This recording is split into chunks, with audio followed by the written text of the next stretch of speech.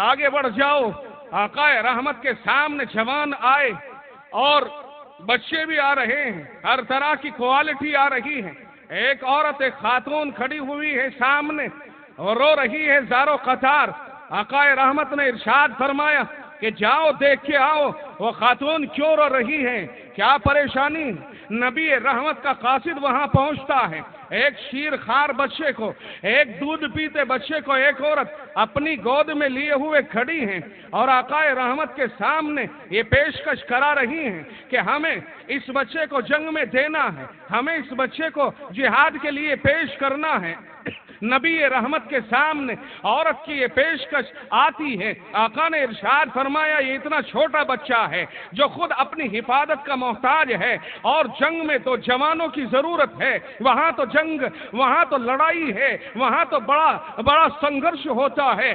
آقا رحمت نے ارشاد فرمایا یہ پرورش کا محتاج ہے، اس کی پرورش کی جائے۔ اس نے خاتون نے پلٹ کے یہ درخواست کی ہے، یہ درخواست کرائی ہے، یہ آرزو پیش کرائی ہے، کہا حبیب کائنات سے میری یہ بات جا کے رکھ دو، میں بھی جانتی ہوں کہ میرا بچہ پرورش کا محتاج ہے، بہت ہی چھوٹا ہے، یہ بچہ تو شیر خوار ہے، اپنے وجود میں خود محتاج ہے، لیکن میں اس اعتبار سے اپنے اندر ایک جذبہ رکھتی ہوں کہ میرے یہاں کوئی جوان نہیں ہے، میرا شوہر بھی نہیں ہے جو جا کے رسول اللہ کی حفاظت میں جنگ لڑتا، دین کے تحفظ میں جنگ لڑتا، اللہ کے دین کی بلندی اور سربلندی کے لیے وہ آگے بڑھتا۔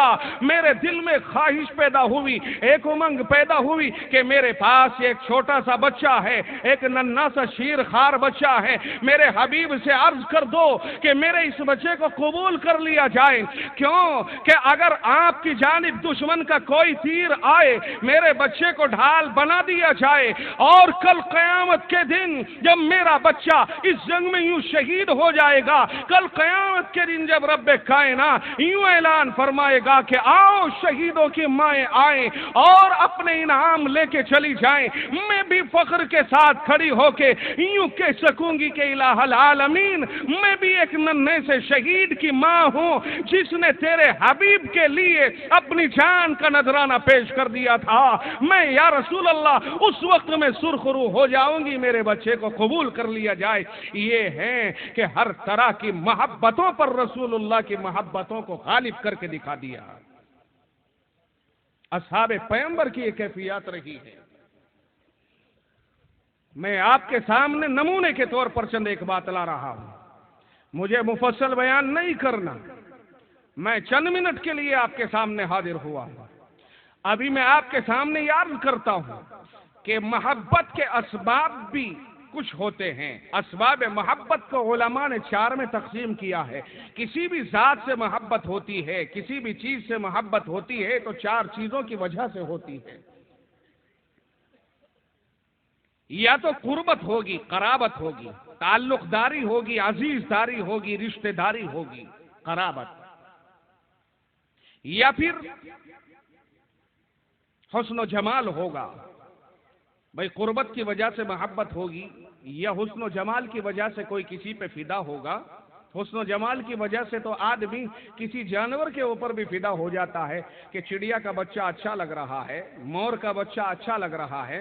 حسن و جمال تو ایسی چیز ہوتی ہے۔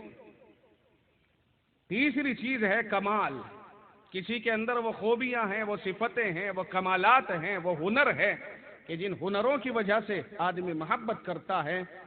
اور چوتھی چیز ہے احسان، اگر کسی کا کسی کے اوپر احسان ہے تو اس احسان کی بنیاد پر اس سے محبت ہوتی ہے۔ تو اسباب محبت کتنی چیزیں ہوئی بھائی؟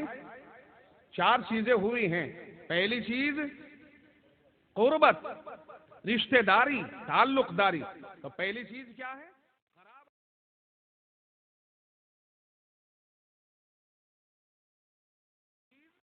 کمالات، اور چوتھی چیز احسان۔ ان 4 چیزوں کی وجہ سے کسی سے محبت ہوتی ہے، اور یہ چاروں کی چاروں چیزیں اگر کسی کے اندر ہو تو آپ بتائیے اس سے کتنی محبت ہو سکتی ہے۔ اگر کسی میں ایک چیز ہے رشتہ داری، بھئی یہ میرا رشتہ دار ہے، رشتہ داری کی وجہ سے محبت کروں گا۔ اور اگر کسی کے اندر مثال کے طور پر حسن و جمال ہے، تو کبھی دل ادھر مائل ہوتا ہے اور حسن و جمال کی بنیاد پر اس سے محبت ہو جاتی ہے، یا کبھی ایسا ہوتا ہے کسی میں خوبیاں ہیں، کمالات ہیں، بہت بڑا پہلوان ہے، بہت بڑا کرکٹر ہے. آپ نے دیکھا نا سچن تندولکر کہا ہندوستان کا بڑا عظیم نامور کھلاڑی. تو کبھی کسی سے کسی کمال کی بنیاد پر کوئی محبت کرتا ہے اور کبھی محبت کرتا ہے احسان کی وجہ سے کہ فلاں وقت میں اس نے میرے اوپر یہ احسان کر دیا تھا بھائی، اور واقعی اگر یہ میرے اوپر یہ احسان نہ کرتا تو اس وقت میں میرے ساتھ کچھ بھی ہو سکتا تھا، مگر اس کا احسان کہ اس وقت میں مجھے اس نے اس طرح سے بچا لیا. محبت پیدا ہو جاتی ہے. اور جہاں پر یہ چاروں چیزیں بدرج عتم پائی جاتی ہیں وہاں پر محبت کا کیا عالم ہوگا. جناب محمد الرسول اللہ صلی اللہ علیہ وسلم کے اندر یہ چاروں کے چاروں محبت کے اسباب بدرج عتم پائے جاتے ہیں. آقائے نامدار کے اندر اگر تم دیکھو گے تو قرابت، یہ تعلق داری، یہ عزیز داری، یہ رشتہ داری مکمل اور بدرج عتم موجود ہے. رسول اللہ کی قرابت اور تعلق داری اپنی امت کے ساتھ اتنی ہے کہ خود ہماری اپنے اپنے ساتھ نہیں، ہمارے باپ کی اس طرح سے نہیں. رب کہتا ہے النبی اولا بالمؤمنین من انفسہم وازواجہ امہاتہم. فرمائے نبی اولا ہے، نبی بہت زیادہ قریب ہے مؤمنین کے، من انفسہم ان کی جانوں سے، وازواجہ امہاتہم اور پیغمبر کی بیویاں تمام مومنین کے مائیں ہیں، تمام مسلمانوں کی مائیں ہیں. ارے پیغمبر کو، رسول اکرم صلی اللہ علیہ وسلم کو رب کائنات نے ساری امت کا باپ قرار دے دیا اور پیغمبر کی ازواج کو ساری امت کی مائیں قرار دے دیا. اور میں یوں کہوں گا کہ ہزاروں اور لاکھوں باپ قربان ہو رسول اللہ کی ابوت کے اوپر. رسول اللہ جیسا باپ جسے حاصل ہو گیا لاکھوں باپ قربان ہو. آپ کو یاد ہوگا زید بن حارثہ رضی اللہ تعالی عنہ بچپن میں گرفتار کر لیے گئے، غلام ہو گئے، بکتے ہوئے چلے گئے، یہاں تک کہ رسول اللہ کے پاس آ گئے. غلام ہیں اور رسول اللہ کے غلام ہونے کی وجہ سے لوگوں کے درمیان غلامی معروف ہے، لیکن رسول اللہ نے حضرت زید کو اپنے بیٹے کی طرح سے مانا، باپ کی طرح اس کے ساتھ شفقت کی ہے. تو لوگوں میں یہ مشہور ہو گیا کہ زید محمد الرسول اللہ کا بیٹا ہے، زید بن محمد یوں کہا جانے لگا. زید کے گھر والوں کو پتا چلتا ہے کہ مکے کے اندر محمد نام کا کوئی شخص ہے اور نبوت کا بھی دعویٰ کرتا ہے اور اس کے پاس تمہارا بیٹا ہے. اس کے چچا اور خاندان کے بعض افراد رسول اللہ کے پاس آئے اور رسول اللہ سے ملاقات کر کے کہا کہ یہ زید ہمارا بیٹا ہے، یہ زید ہمارا بچہ ہے. آپ نے ارشاد فرمایا کیا چاہتے ہو؟ کہا ہم زید کو اپنے گھر لے جانا چاہتے ہیں. آپ نے ارشاد فرمایا مجھے کوئی اعتراض نہیں ہے، اگر زید جانا چاہے 100 مرتبہ جا سکتا ہے. نہ میں زید کو جانے کو کہوں گا نہ میں زید کو نہ جانے کے لیے کہوں گا. زید اگر جانا چاہے تو روکوں گا نہیں، اور اگر زید رہنا چاہے تو بھیجوں گا نہیں. تمہاری مرضی ہے، جاؤ جا کے گفتگو کرو.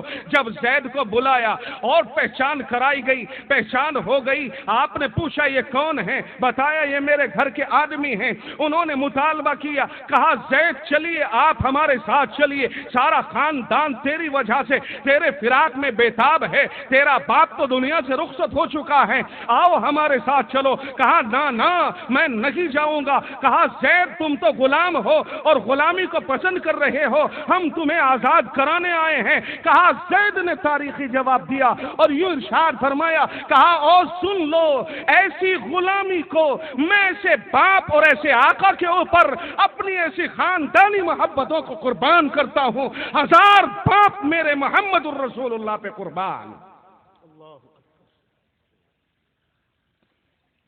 رسول اللہ صلی اللہ علیہ وسلم کا معاملہ جدا گانا ہے، محبتوں کا یہ عالم ہے رسول اللہ صلی اللہ علیہ وسلم کے ساتھ. قرابت، میں نے عرض کیا تھا کہ قرابت ایک چیز ہوتی ہے. پیغمبر کی قرابت امت کے ساتھ بے انتہا ہے. ایسی قرابت تو کسی کی کسی کے ساتھ ہے ہی نہیں. تمہارا باپ ہے لیکن تمہارے ساتھ وہ شفقت نہیں کر سکتا جو پیغمبر کی شفقت ہو سکتی ہے, وہ محبت نہیں کر سکتا جو پیغمبر کی محبت ہو سکتی ہے, وہ خیر خواہی نہیں کر سکتا جو پیغمبر کی خیر خواہی ہوتی ہے. پیغمبر کی خیر خواہی کو رب کہتا ہے فَلَعَلَّكَ بَاخِعٌ نَفْسَكَ عَلَىٰ آثَارِهِمْ إِن لَّمْ يُؤْمِنُوا بِهَٰذَا الْحَدِيثِ أَسَفًا. اور پیغمبر آپ امت کے غم میں گھلے جا رہے ہو, اور اتنا غم مت کرو, اتنا غم مت کرو. جو ایمان نہیں لا رہے ہیں ان کو ان کے حال پر چھوڑ دو, ایمان لائیں گے بہت اچھا. آپ نے اتمام حجت کر دیا. رب کی قسم پیغمبر کے دل کے اندر جو درد ہوتا ہے وہ حقیقی ماں باپ کے دل کے اندر بھی درد نہیں ہوتا. پیغمبر اپنی امت کے ساتھ وہ شفقت اور ترحم کا معاملہ کرنے والا ہوتا ہے. اس لیے نبی کی قرابت یہ تمام قرابتوں کے اوپر حاوی ہے. نبی کی قرابت تمام قرابتوں کے اوپر حاوی ہوتی ہے. اگر قرابت کی وجہ سے محبت ہوتی ہے تو چونکہ نبی کی قرابت اور تعلق داری تمام تعلق داریوں پر غالب ہے, اس اعتبار سے بھی نبی اس قابل ہے کہ اس سے محبت کی جائے.